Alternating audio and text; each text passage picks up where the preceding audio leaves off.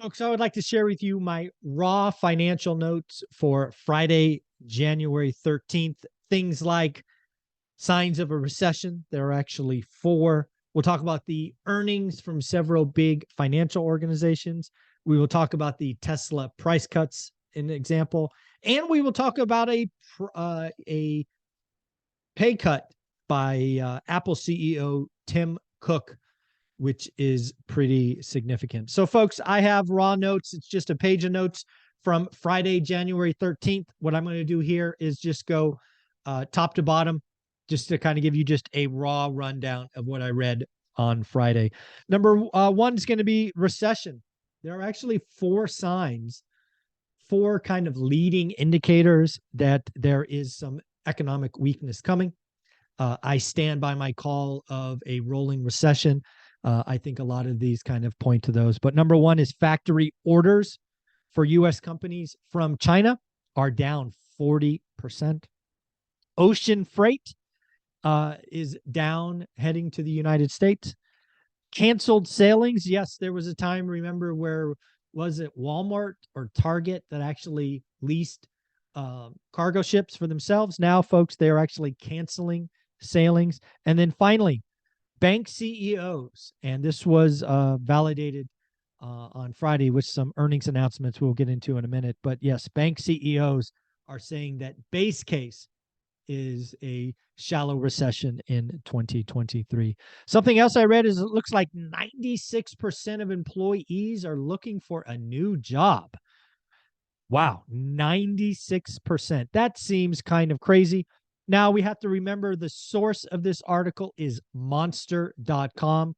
Yes, I didn't even know monster.com was still around. I believe that is a jobs posting site, although I don't know that for sure. But yeah, monster.com says 96% of employees are looking for a new job. Tesla announced price cuts on Friday from anywhere from 6 to 20%. I do want to remind you that Elon Musk told you this was coming.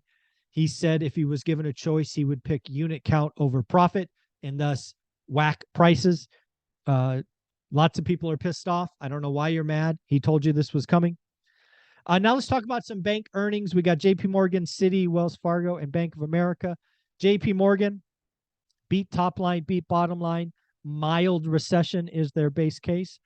Their interest income, right, just letting money sit at the Fed, increased 48%. And they posted $2.3 billion reserve for bad debt. This is something that I told you, or at least thought was coming. I will admit that $2.3 billion was bigger than I expected. But just like last time, they will build a big reserve and then bleed it off when they don't need it. Very common practice by banks. Citigroup hit top line but missed bottom line. They had credit. They have a reserve for credit losses of $1.85 billion. Wow. Wells Fargo set aside $957 million for loan loss, missed top line, missed bottom line. And then finally, Bank of America beat top line, beat bottom line, and expects a mild recession, but they are ready for more. So I think what the banks are telling you is, you know what, we're getting a little cautious. We're increasing our loan loss reserves, and we'll see where we go from there. As expected, Jeremy Siegel came out and said inflation is falling, but it's even lower than the Fed thinks. Jeremy Siegel is all bent out of shape about shelter.